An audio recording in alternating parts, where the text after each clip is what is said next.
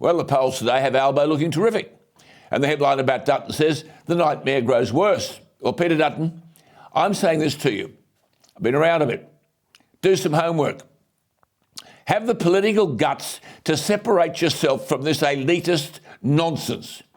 Lomborg is a visiting fellow at Stanford University, Peter Dutton. Read his latest book, False Alarm, How Climate Change Panic Costs Us Trillions. This is the title of his book.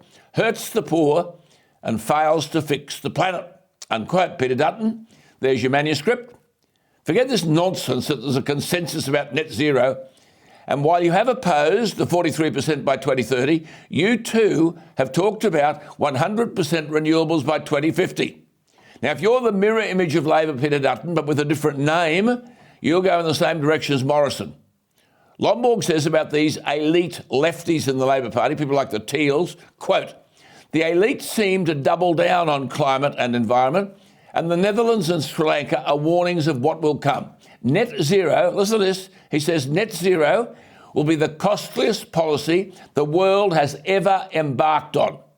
The price tag, he says, just for paying for renewable assets and infrastructure alone will be more than $5 trillion US dollars every year for the next 3 decades. $5 trillion every year for the next 3 decades, according to McKinsey. He says this equates to more than 1/3 of the global tax intake, unquote. This is why you can forget the polls. The honeymoon is still on, but net zero is the path that Albanese and Bowen have chosen via legislation, cast in stone.